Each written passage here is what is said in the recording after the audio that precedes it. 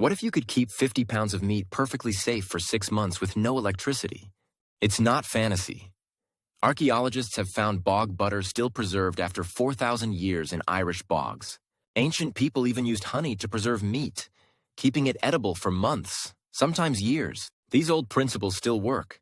To prove it, we preserved 50 pounds of meat for 6 months, no fridge allowed.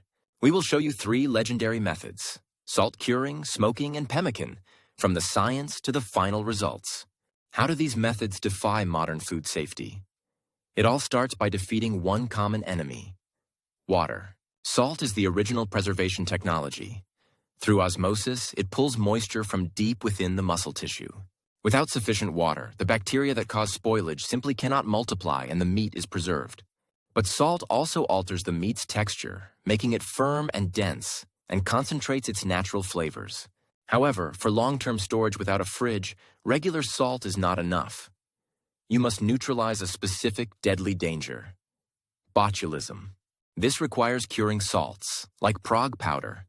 They contain sodium nitrite, a compound that is lethal to Clostridium botulinum spores. Using the correct curing salt is the single most important safety step for this type of preservation.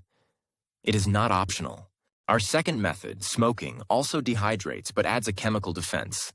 The smoke itself is a preservative. The circulating air dries the meat's surface, while antimicrobial compounds in the smoke kill bacteria and deter pests. So we can dehydrate meat or poison bacteria. But what if you could simply suffocate them? You are about to see a method that seals meat from air entirely. This is the principle behind confit. Meat is first salt cured, then slowly cooked and submerged in its own rendered fat. When the fat cools and solidifies, it forms a perfect airtight barrier, starving any oxygen-dependent bacteria. So we have our principles: severe dehydration, chemical protection, and oxygen denial. Now let's put them to the test. Here's our 50 pounds of pork and beef. This first batch of pork belly is getting a classic dry cure packed in salt, sugar, and pink curing salt. For batch 2, we're prepping beef for a long, cold smoke. The temperature must stay below 90 degrees Fahrenheit to preserve, not cook, the meat. Our third method is the legendary survival food, pemmican.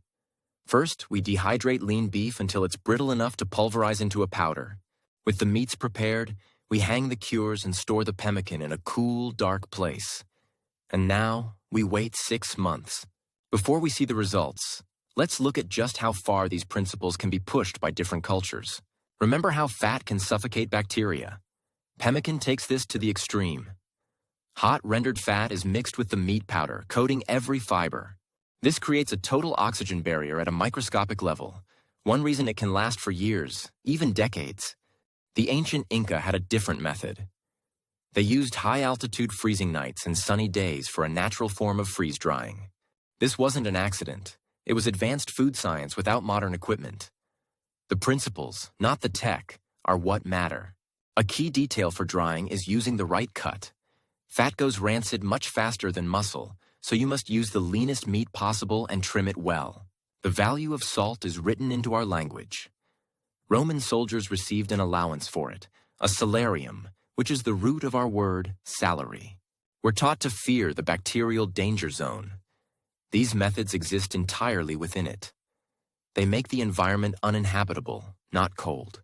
After 6 long months, it's time to see our results: the dry-cured pork, the cold-smoked beef, and the pemmican. Visually, they look perfect. No mold, no spoilage. Slicing into each one, the smells are rich and the textures are exactly as they should be. So, can you preserve meat for extended periods without refrigeration? The answer is an unequivocal yes. All 3 methods were 100% successful. This is a vital skill for self-sufficiency or emergency preparedness. It is about food security, independent of the power grid. For millennia, this knowledge was the difference between survival and starvation. We haven't lost it. We've just forgotten it. We've shown you the proof. Which of these ancient methods would you trust for your own food supply? Let us know in the comments.